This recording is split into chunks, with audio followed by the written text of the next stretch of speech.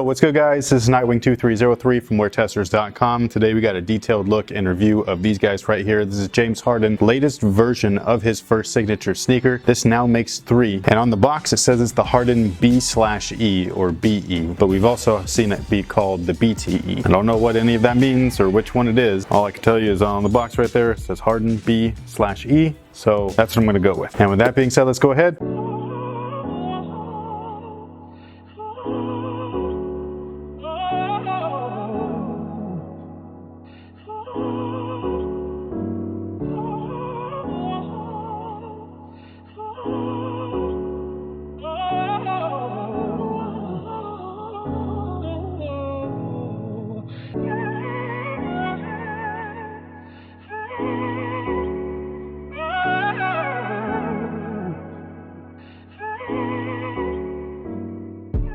So much like the previous 2 versions of his first signature sneaker, we're talking about the Harden Volume 1 as well as the Harden LS. They use essentially the same style of tooling. So the outsole right here is nothing different than what we've seen on those 2 models. And traction should be the same. However, this is a clear rubber outsole, so it'll be interesting to test this one out. I don't think I've played in the translucent rubber versions yet. So this will be a first for me, which is always a plus. And then the midsole itself, while shaped very similarly to the original version, it's actually a little bit different. These guys are using bounce cushion instead of boost cushion. Supposedly that's to make these a little bit more cost efficient, I guess, but it's also an overseas model, so this is what you might want to consider a takedown model for overseas players. Usually the takedown models in the overseas market reduce the price. They also kind of put on more durable materials, and they also put on a little bit more durable rubber. Nothing is stated as such, but that's typically what happens. Now, sitting atop the bounce midsole is a mesh and foam build, which I think is really cool. It feels awesome. It feels structured within that as well, so it's not a flimsy foam and mesh build, if that makes any sense. The only thing that I can, like, right off the top of my head compare it to would be the original Hyper Rev, and that had that heel area kind of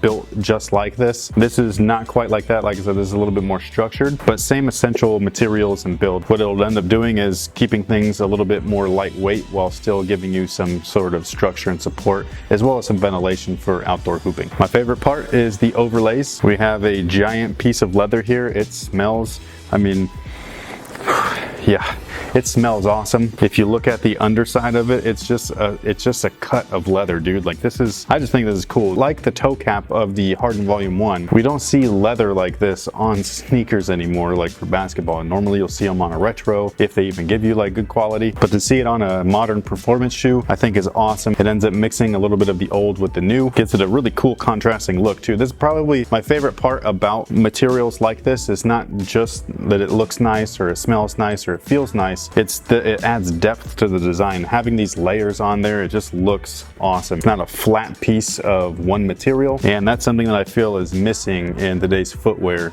as far as performance is concerned. Everything's a knit, which I think is great. I think that knits are awesome, but I miss the overlays and things like that, just because it gives the design a little bit of a different element to it. Now, the lacing is not quite asymmetrical. It looks almost normal. It's a little asymmetrical right here at the base, but otherwise it's fairly traditional, so it should feel okay. The only thing that I noticed is that this area of the tongue right here kind of jabs or digs into my ankle. So right off the bat, I'm not going to be wearing no-shows while I play with these, because I feel like this is going to just destroy the front of my ankle. As far as fit, they do fit true to size. However, if you are overseas, I would highly recommend trying these on. If you're in the US and you're looking for a pair, my recommendation is going true to size. And that pretty much takes care of it. So hopefully you guys enjoyed the video. I will be testing these out on court and then giving you a full performance review in the coming weeks. Let me know what you guys think about these down below in the comment section. Are you a fan? Are you interested? Is it, you know, boost or nothing? I think that bounce is like the second best cushion on the market right now as far as foam cushion is concerned. Boost is number 1, but I think bounce is like right below that. But for some people, it's boost or nothing, or maybe you could say boost or bust. I don't know, but let me know. I actually like bounce a lot, and stay tuned for the performance review. So thank you guys again for watching. Thanks for all your support, and until next time guys, have a good one.